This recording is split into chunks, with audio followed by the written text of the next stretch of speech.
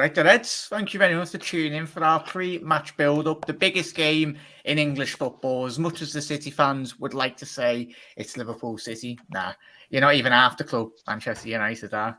Anyway, but I'm joined by a very esteemed panel. Reece from Devils Rising, thank you very much for coming on, mate. Thanks for having me. First time as well. This is going to be fun. Thanks for having Making me. his debut. He can walk up anyway. It'll be a good laugh anyway. Maisie, obviously everyone's socials are in the description, so please do head over, subscribe to everyone. But Maisie, we done me, you, and Jug done, and obviously Reece done a pre-match build-up on your channel. But thank you for coming on. Thank you for having me on, Jack. It's been a pleasure 3 times in a row now. Like, we've never done a stream together before. Now we're doing 3 in one day. We would have thought it. Yeah, it's the hat trick anyway, so hopefully we make it a good one. Jug, thank you very much for coming on live. My pleasure. I've really enjoyed all these previews I'm doing. Oh, and Reece, this is just for you. Oh yeah, not too bad. Oh, is that one of those new ones that lights up? Is it? Yeah, it's got lightsabers. Yeah. Got all the lightsabers. Like had lights in it. I didn't know it was a lightsaber. I thought like you could literally press a button and it'd light up. Saber, not saver. Yeah. Allow me to return the courtesy, Doug, with this. Oh, sorry. Very good. Very good. Doug, it's my birthday in about 2 months. I won't mind that cup. Dropping some hints. Yeah, Spider. Yeah, Spider, thank you very much for coming on, mate. Obviously, we had a good show last night, and thank you for coming on again. Yeah, no problem. Yeah, thanks for having me, lads.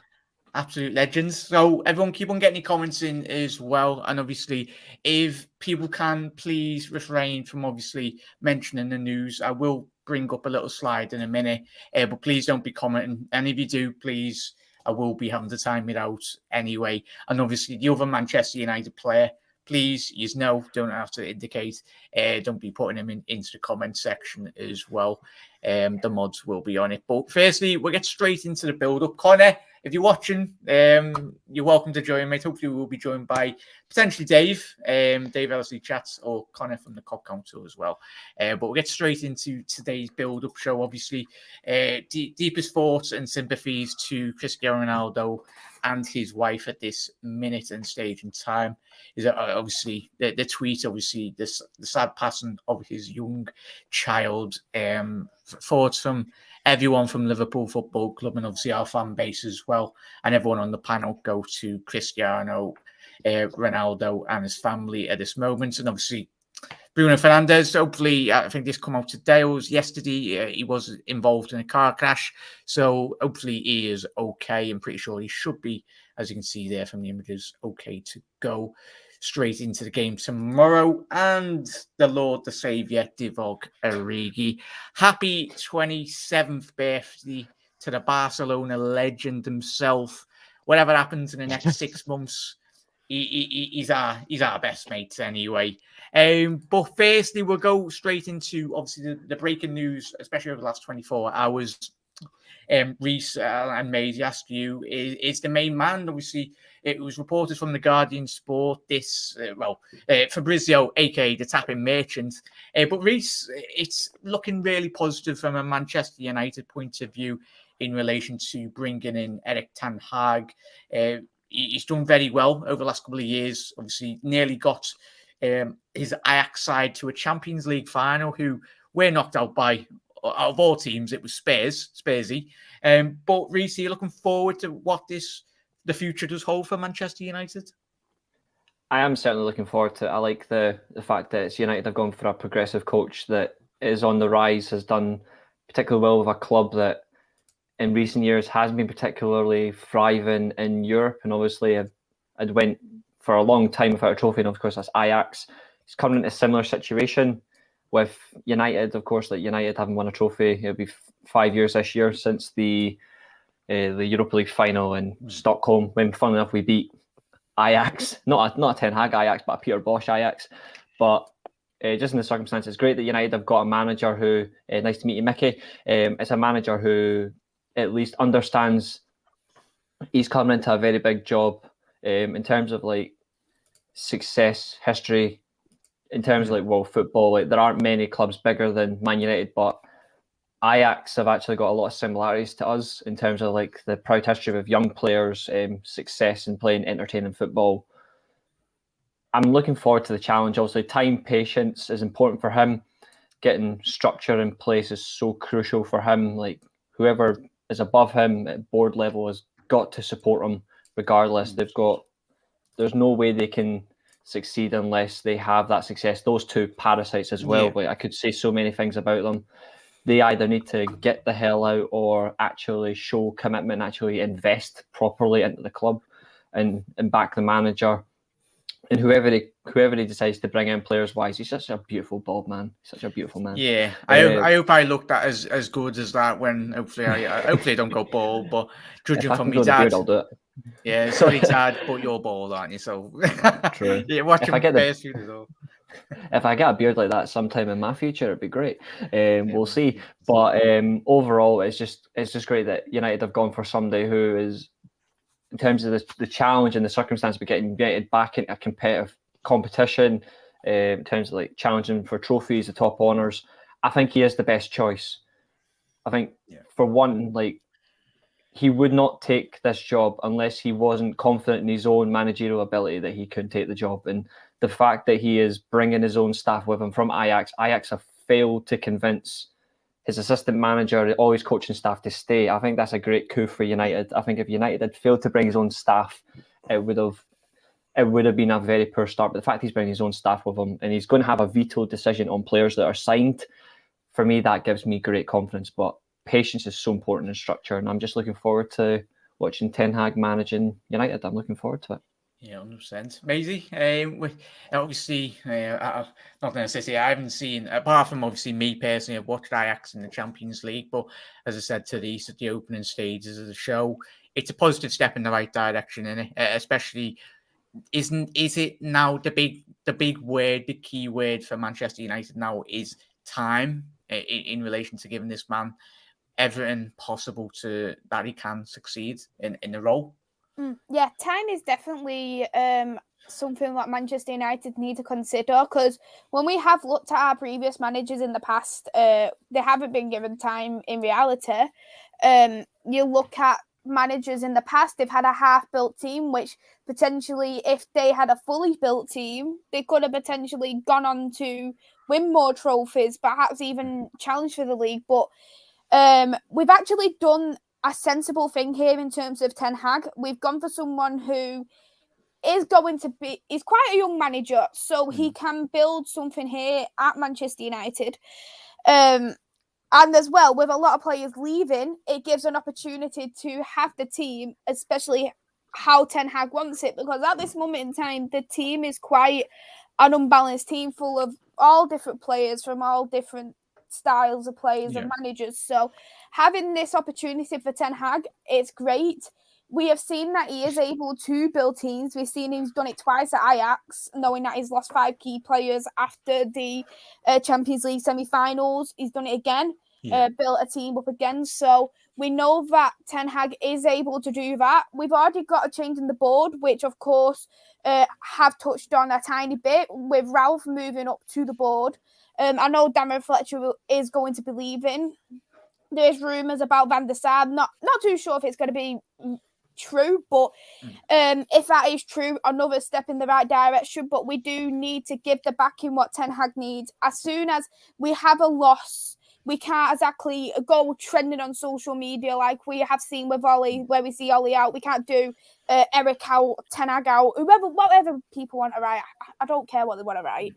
But we just need to give the man time. We need to give the man patience. We know he can do it. We just need to give him the opportunity that he can do it. But I am very happy with the appointment. I do really like Ten Hag as a manager as well. So I am looking forward to the future. And now it's about, with the board, with the Glazers, 5-year plan, because the 5-year plan, as we've seen with Manchester City, as we've seen with Liverpool, it's been effective. So that is exactly what Manchester United need to do. And one more thing, please do not scout 30-plus-year-old players, because I will literally, this hair, I won't have it any longer in the summer transfer window if we get another 30-plus-year-old player on a free. You could imagine Maisie with a bald head. Yeah, looking like I Well, think all the United fans will be looking like Ten Hag in a couple of weeks if that's the case at the end of the season. Well, yeah, 100%, Maisie. I was Amazon speaking to sell you ball and- caps. Yeah. I was speaking to you and Reece before, and I was on Doug's show as well. Time is the big key, and obviously it's looking really positive from a United point of view. Doug, in relation to as much as it pains me to say it, but I think it's looking really positive as well from what United have to do as Reece and Maisie, a lot of the Manchester United fans on social media as well. Their rationale in terms of thinking. It's got to be a case of we've seen this. We've seen bigger managers come into Manchester United. No respect to Ten Hag, but other managers have failed. Where I think it's a really positive move for them. Yeah, I think it is. I mean, who wouldn't like a very shiny, bald head to touch? It looks very, very nice, bald head. I actually used to have a colleague at work who actually looked like that, and it's he literally looks the spitting image of Erik ten Hag.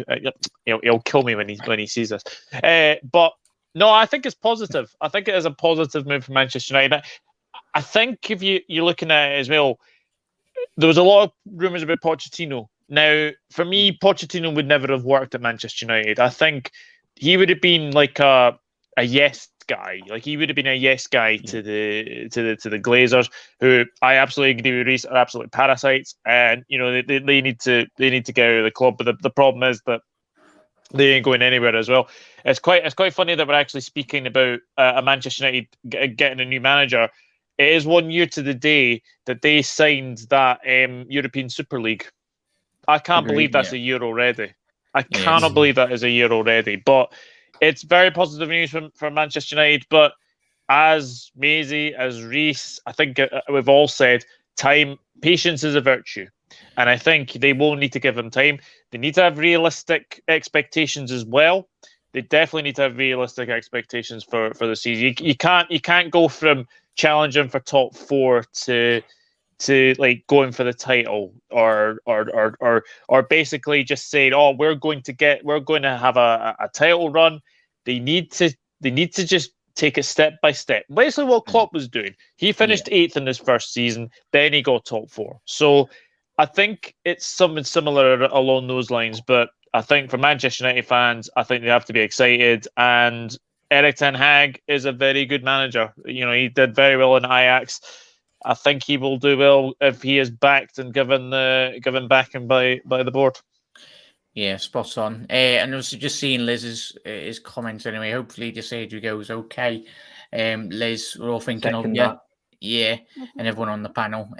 But we'll be getting to everyone's comments as well. We'll be showing them. But if you've got any questions for the panel, I'll probably save them to the end, but I will go back up anyway. But apologies if I do miss someone's. And if you haven't already done so, please make sure you do drop a like on the video. Subscribe if you are new, and obviously make sure you follow everyone's socials in the description. Drop them a follow.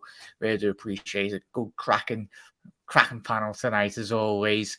But we'll go Spider. We'll speak just a quick thoughts on obviously the appointments of Erik ten Hag to Manchester United. It's got to be he's gonna literally whip a load of those players into shape really in terms of obviously Paul Pogba, the Ronaldos of this world, all of them.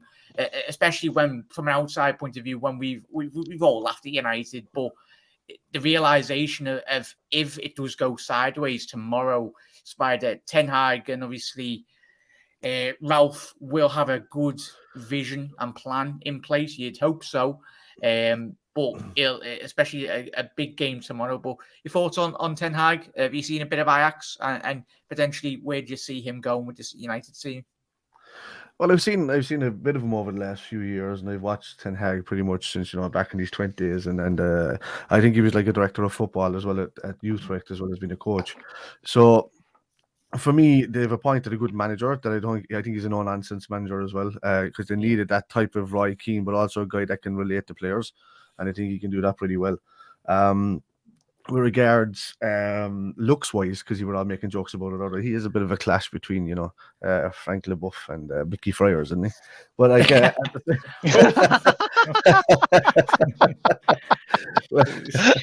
all right, Mickey. Yeah, he's good like Mickey.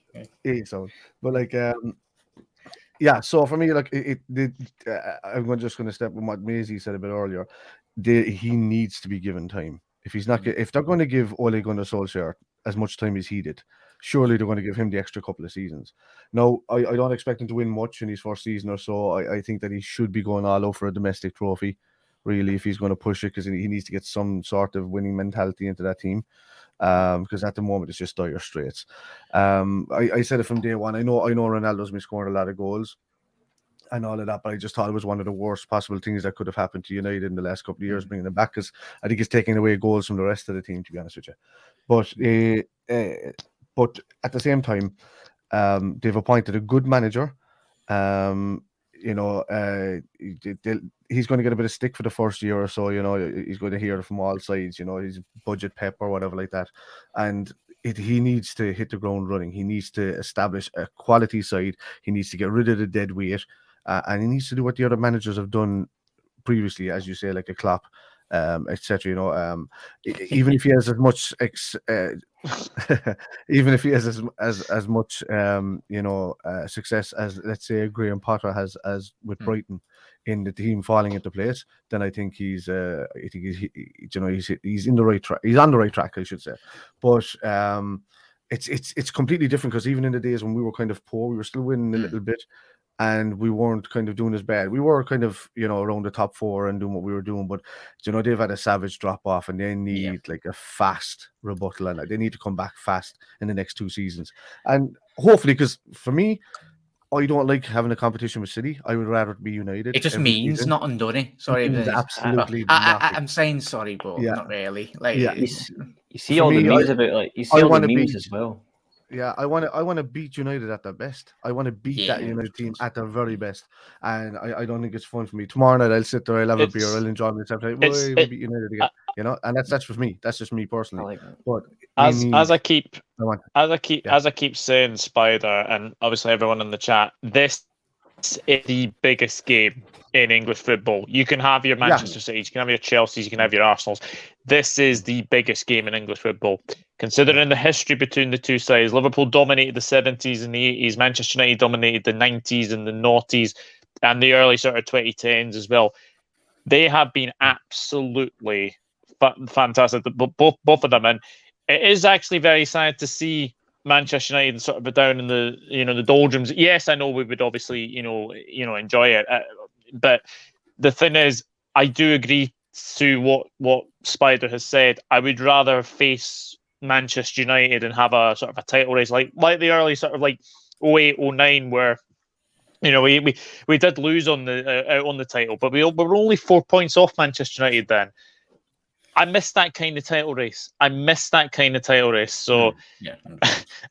just seeing the comment there about Mickey's bald head. Hey, we might get sponsored. You never know. Is any? You might do. But no, I absolutely miss a competitive Manchester United. I think it's safe to say. I don't know if Reece or Maisie will agree with me, but I do miss a competitive Manchester United. It is actually sad how far they have fallen as a football club, and especially with the parasites at the top as well.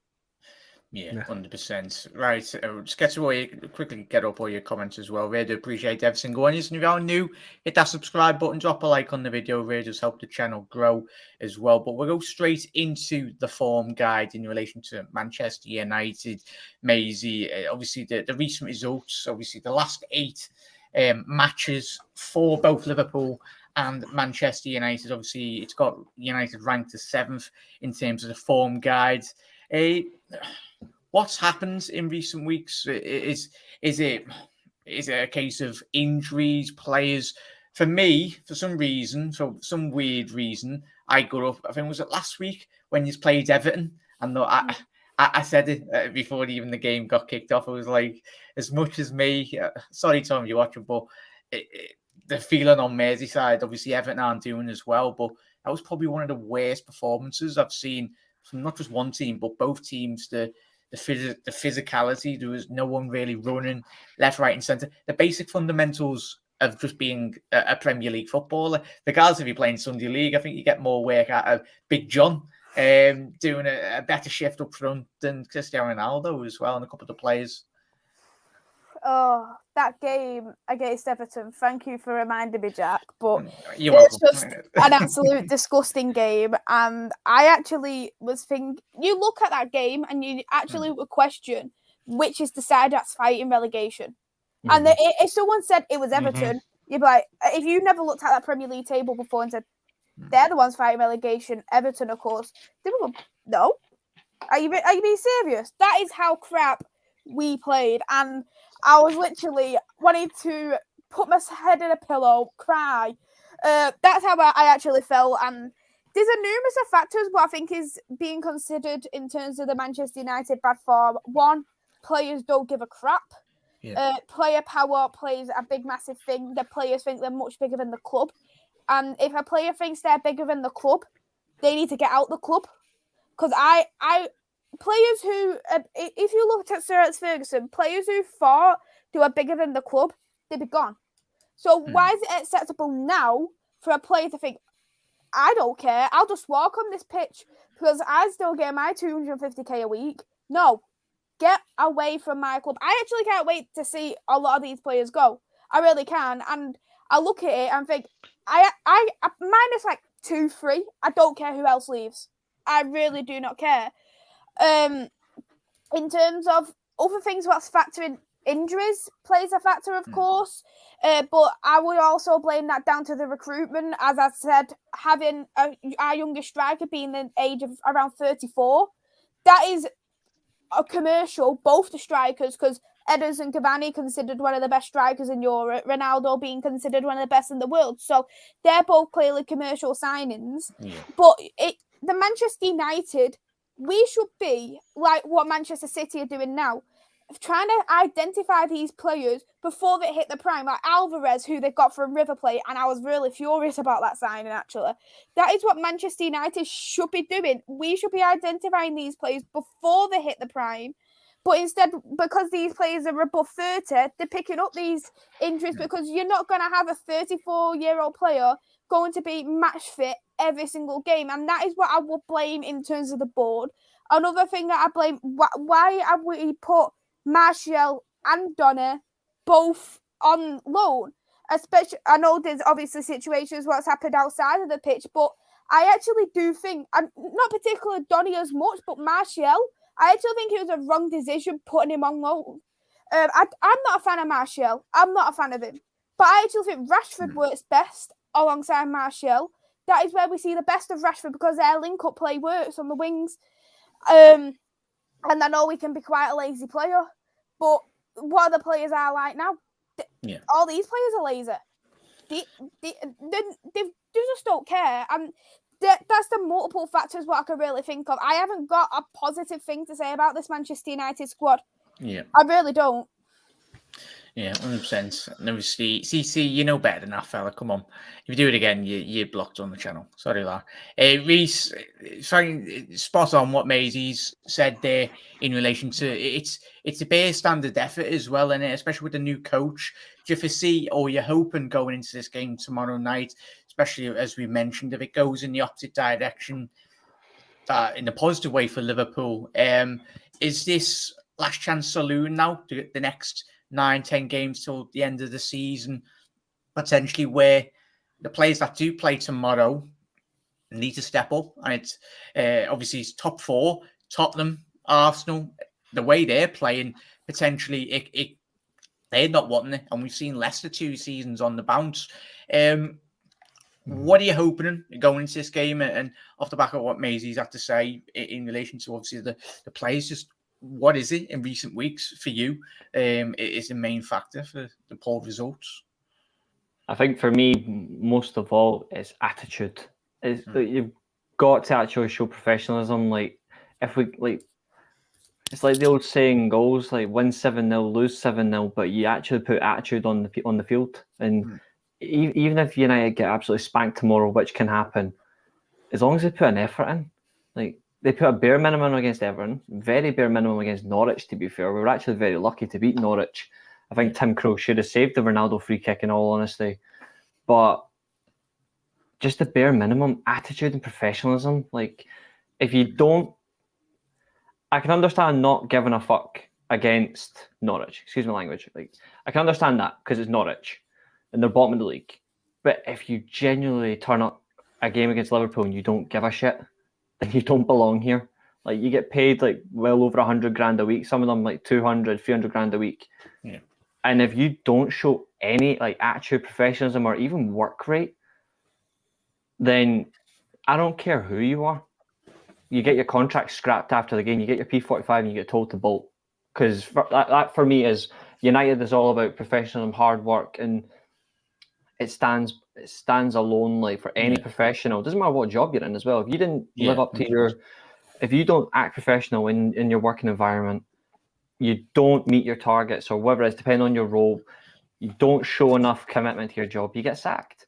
If I was like that in my job, if I didn't give an interest in my job, I'd get sacked. If Doug done the same, there's just no bare minimum. So for me, even whether we get beat, we somehow sneak a draw, or somehow we win, I don't know. I just want to see attitude and commitment, because if I don't see any of that, then this team is going to get an absolute slaughtering. And I very rarely slaughter them. 100%, mate. It's sad reality. Even when we had Roy, there was a lot of players there. Yeah. You're like, how it's sad, but I think it's the modern day. I think in the next 5, 10, 20 years, it's this modern day social media type player. I think we will see. Obviously, they live their lives. We're on social media now. It is a massive factor. And do you think by releasing a statement online or Instagram or Twitter, yes, players used to get criticism in the 70s, 80s, and 100 odd years prior to football even getting created within English football.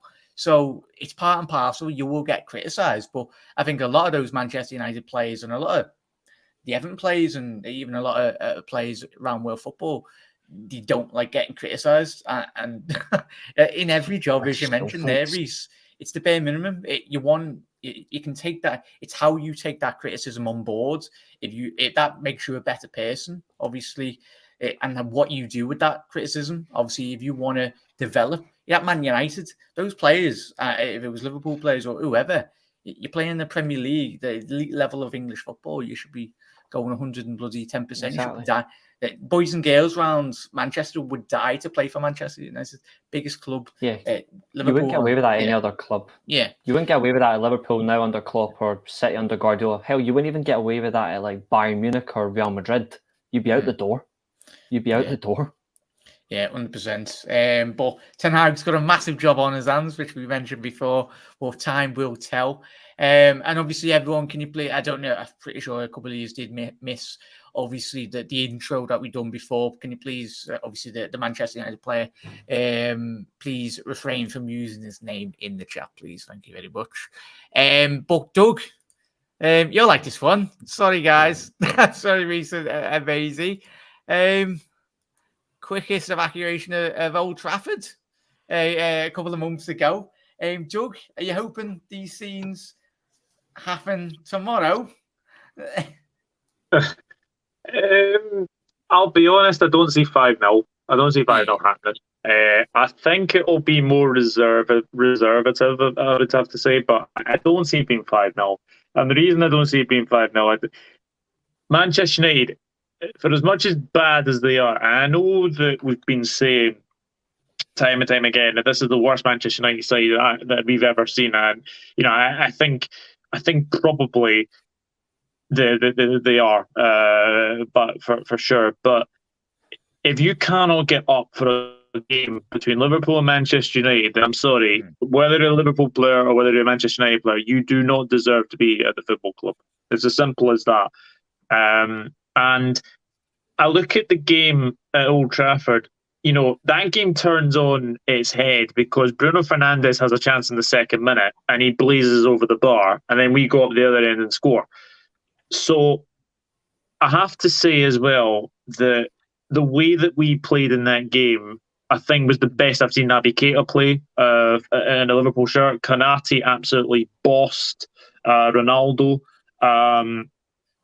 Honestly, I am very, very much looking forward to this to this game tomorrow. And I mean, Salah loves a goal against United now. What better way to end his drought by getting a goal against United tomorrow? Yeah, that would be absolutely lovely. Spider, echoing what Doug's had to say. I know everyone knows my bloody stupid predictions. You've all been listening to my stupid predictions all season. I think I've got one right out of all of them all season. But Spider, what are you most looking forward to in terms of tomorrow's game? By no means, the attitude. We've just been speaking about Manchester United's attitude in relation to how they approach the game. It's not going to be easy. Man United won't be making it easy in terms of the players on the football pitch. How are you feeling going into this game and your expectations? This game tomorrow is pretty much not about what Liverpool do, because we all know what Liverpool are going to do. It's all about how United are going to set up. If they set up defensively, we'll eventually take them apart. If they come to attack us first, they'll get a couple of chances, but they'll probably drop more goals. But it's a tough one. It all depends on what kind of midfield we go for, which you'll probably see in my prediction in a minute. But it all depends in what type of midfield Liverpool go for and how they want to control the game and how they want to press the game. So, I'd like to see if my starting lineup prediction is right. I think there'll be a 3-goal difference. If not, and we kind of go more reserved, then is this my one? Is it? Oh no, that's your one. Okay, no. All right. It's just in general. All right. Yeah. No. So it depends. It's really going to come down to what kind of team United play, because I want to see if they play defensive. I want to see if they play for counter attack. I want to see if they play for long ball over the top towards Trent, because as we know these days, that's not the way to go when it comes to taking on Trent, because he's improved so much defensively that these long balls over the top don't tend to happen anymore. I remember Marcus Rashford used to have a field day over the top when the lads used to play over the top to Trent, because just of his positional awareness at that time, he was really good going forward, but he wasn't great defensively. But now he's improved vastly defensively. He's watching those. I mean, the game against City the other day, he had 100% ground duel completion rate against Foden, against Grealish, and against Cancelo. And that's a ridiculous stat. Like, he won every single duel against them. So that just shows you how much he's after producing, or improving defensively. Salah, for me, if he ups his game tomorrow, it'll be some sort of a roast, because you'll see the person I'd like to see starting really tomorrow, but I'll mention that in a minute when we do the starting 11. But I think it's just going to be kind of a mixed bag of teams, because we have Everton on the weekend, but I know that we tend to play a weaker side against Everton in recent years, because Klopp just doesn't give them any respect whatsoever. So that's just it's just the way it is. But I think we'll see a stronger lineup tomorrow, and we'll see a more experienced lineup tomorrow, rather than just going gung ho and hoping for Everton on the weekend, because I think he'll put a team out that can beat Everton on the weekend, but he'll put a team out that can play against United. Play our kids against won't we? Yeah. So do the business. But yeah, and Reece, obviously amazing starting 11s. Obviously, this was the starting 11 in which Manchester United did feature, obviously at Old Trafford earlier on in the season. Similar, would you say, Reece? Or would you see any players coming in and out, or any potential injuries that United that will have coming into tomorrow's game? I would keep the same lineup, except I'd drop Maguire for Baye, I'd drop Dalot for Wan-Bissaka, Pogba get out. I would swap him for Matic, and obviously with Ronaldo in unfortunate circumstances for himself, I think Rashford may play ahead of him, or who knows, he may keep the same midfield, but he plays Lingard on the right-hand side. I don't know, but I'm most likely to see Rashford play through the middle and Elanga, Sancho on the wings. That's the only changes I realistically see. Yeah, 100%. Maisie, it's obviously, I think it was when we were speaking to you on the show, is Fred and McTominay out, as Reece alluded to? Yeah. Who would you go on your starting 11? I'd keep De Gea the same. Yeah. I think the back four is going to remain the same as well because Luke Shaw's out for the remainder of the season, and Dalot, not a clue why, but he's the more preferred one, maybe the best out of the back two, but I don't like either of them. Maguire's always going to start. Lindelof for me is actually my favourite centre back at Manchester United. Yeah. I think Paul Pogba will move over to the left-hand side of the midfield, put Matic there because I think we'll have a better chance of actually surviving this game with Matic. Sancho stays where he is. Alanga will move to the middle due to, of course, the unfortunate situation of Cristiano Ronaldo, and I will actually put Jesse Lingard there on the right. I don't think Marcus Rashford for me has deserved a place in the starting 11 lineup.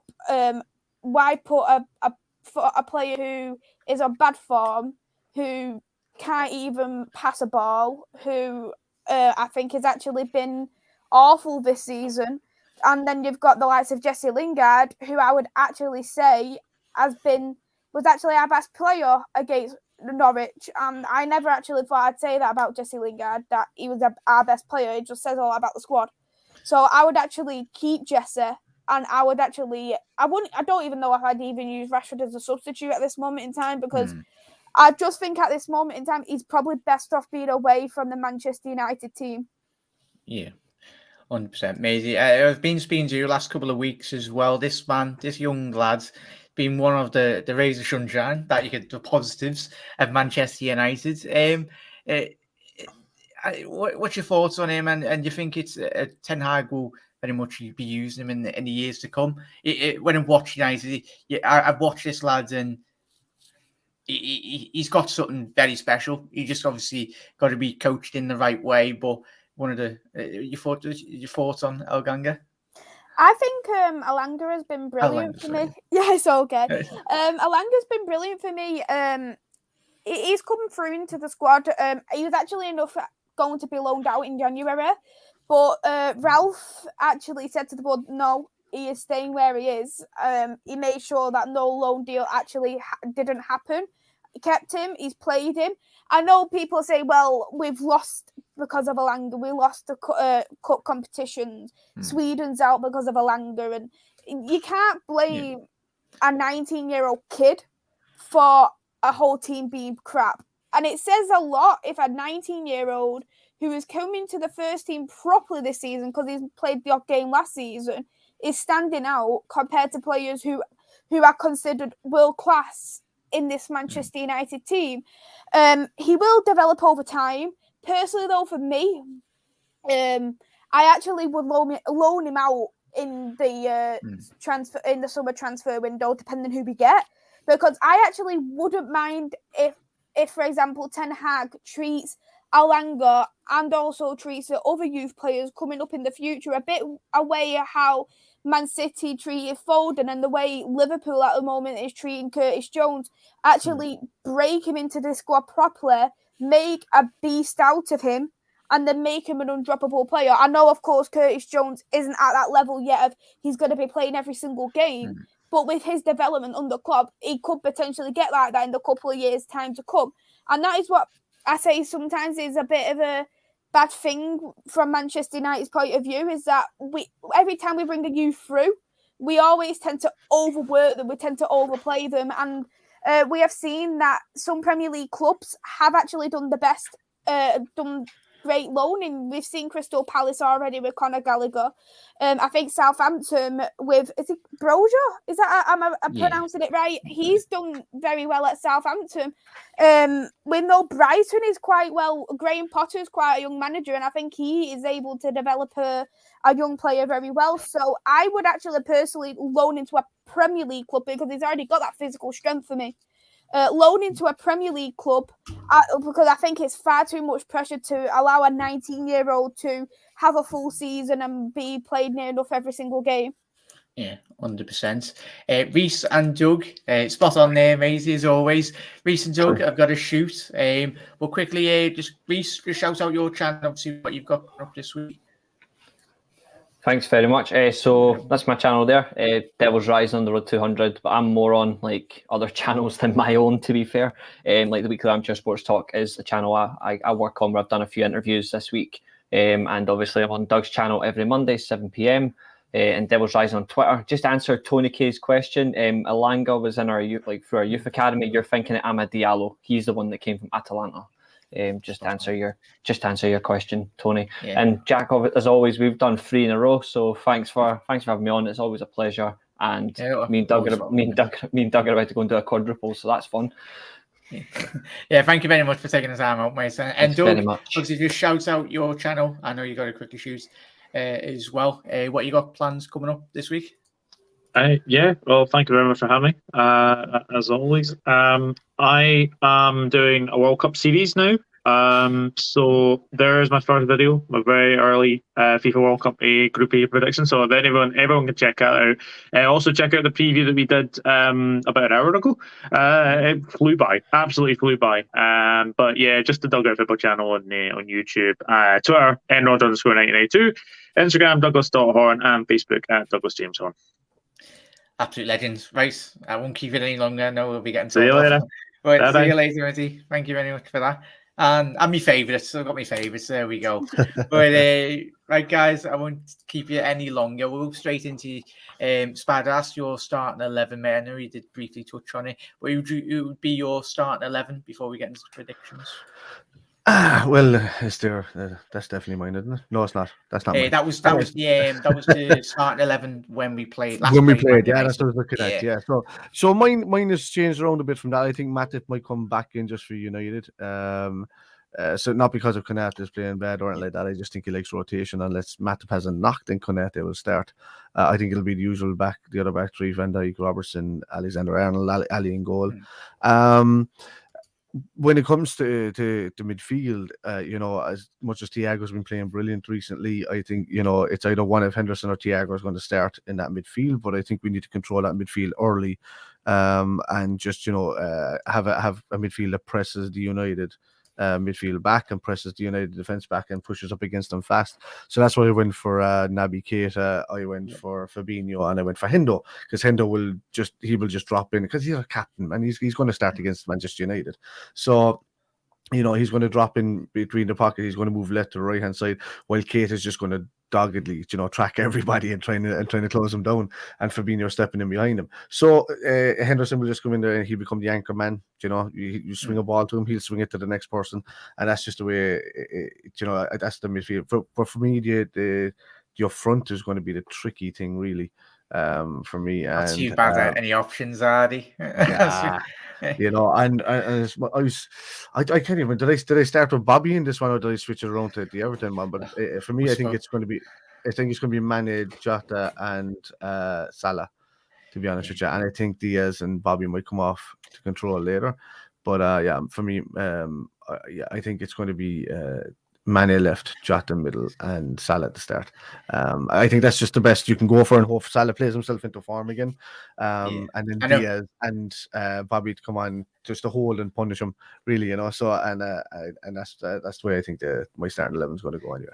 Yeah, Maisie, you're a big fan of Jota, aren't you? Jota the slotter. Hopefully he's slotting a couple tomorrow. But quick thoughts on your starting 11, Maisie, before we quickly go into score predictions.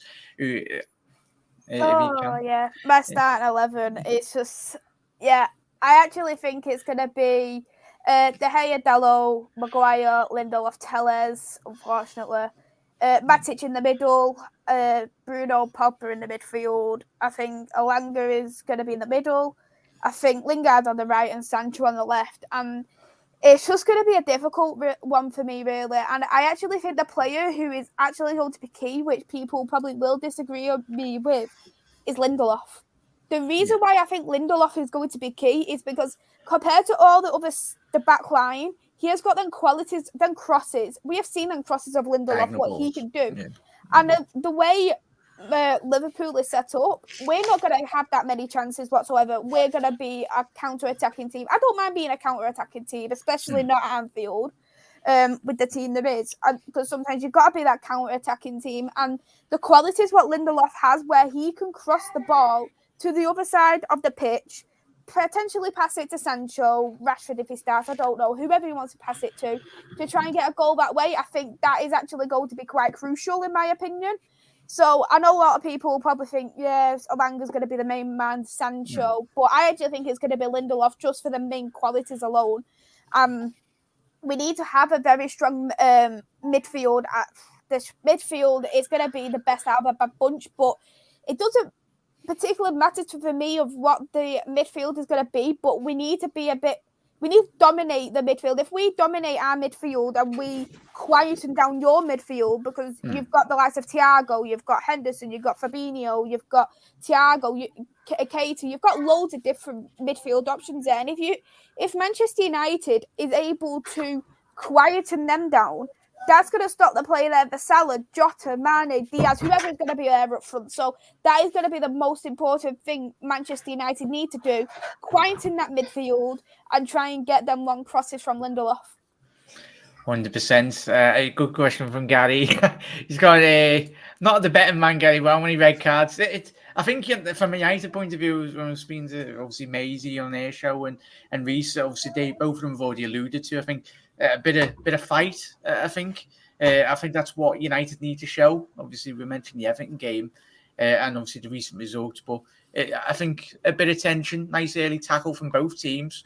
And then obviously the crowd and obviously the away fans as well be up for it.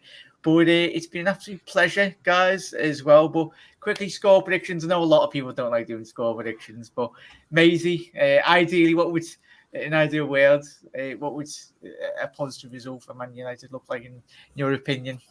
A positive one would be a draw. It would be a draw for Manchester United. It doesn't matter how the goal goes in. If it goes from someone's bum, it comes from someone's toe. If it goes from someone's head. I don't care how it goes in, as long as it goes in. And I think if we have a 1-1 draw, I actually think that would be a positive sign from Manchester United. We're not going to keep a clean sheet. I already know that. But I actually do think, though, if Liverpool concede early, 6-0 Liverpool. I really do think that there's going to be that much of a high-scoring game, because I know I've already touched on already, Liverpool's attack is the best attack in the Premier League, in my personal opinion.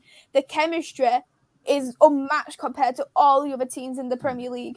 And if they have one sniff at that in goal, any three of them, even if they come on as substitute, whatever, we're done. We're honestly done for. So we need to at least hold out a 0-0 draw until second half. We need to be a bit like what we should have done for Atletico Madrid, but we didn't do for Atletico Madrid. So nobody knows. We'll do what Atletico Madrid did do, score early, but you won't part the bench and you'll batter us, and you'll be like a training session. Yeah, no, I've went with a 5-0 on Maisie's channel. That's me done. Never coming on the channel again. But I've I've gone with a 5-0 chat, I said, but by no means all of us. I think we'd happily all take a 1-0 tomorrow night when we Spider. Obviously, it's all our Champions League finals, every single game by the end of the game, one game at a time. But Spider, in ideal world, what would you like to? Okay, if I'm going outside the quadruple looping on looming over our heads and saying, we need to win. We go top of the league if we win tomorrow night, and then City have got to go and do a job. Then, if my head would go with like 4-0, but I can, but lad, I'm going to say 3-0 or a 4-1. I think there'll be a 3-goal difference. But I just think, it depends on whether we kind of go off to sleep, the way we took it easy. We took our foot off the gas against United in the first time we played them. It was 5-0 up, and then we did nothing but pass the ball back and across for the next 15, 17 minutes. And that was it. But, in those kind of stages, do we kind of go lackluster and then United sneak in and get a goal? It happened in the 4-2 in these kind of games. We just go to sleep because we're ahead by so many goals. But yeah, I know. For me, look, I think it'll be a 3-goal deficit tomorrow. I think we should go out and we're at home at Anfield. We're coming back into form again. We played a brilliant first half against City, even though we did kind of, as I said, take the foot off the gas in the second half. Nearly that away. But I just think that mistake won't be made tomorrow night, because I think it's just a different caliber of game. And yeah, I think it's going to be, I'd say 3-0 or 4-1. So it's a 3-goal deficit for me for them. A lot more kinder, aren't you? Yeah, I'm trying to be logical. Thank you. Yeah, shout out to the ball people as well. I will be bald in a couple of years, so I'm just going to embrace me locks as I can. But mine's nearly shaven. I'm gone full Viking, so mine's somewhere there. Yeah. So with 4-0. Gary's went 7. I want whatever you're drinking, Gary. Come on. But yeah, Tony's gone with a 3-1 as well. Now to Wall. And obviously, just mentioning a couple of the cards as well. But Maisie, thank you very much for coming on as well. Could you please just shout out what you've got plans? Obviously, you're doing a post match, or what you've got plans coming on your channel as well. It's been a privilege to have you on, and hopefully get you on again as well. Yep, it's been brilliant. Thank you so much for having me on, Jack. 3 times in one day. Aren't you a lucky bugger to have me? You don't be sick. You'll be sick of me. I could never be sick of you, Jack. I could never be sick of you. But there it is. That's my YouTube channel, Devils United. I've had the channel now for roughly around 5-6 months, maybe. I do Manchester United content both for men and the women's football.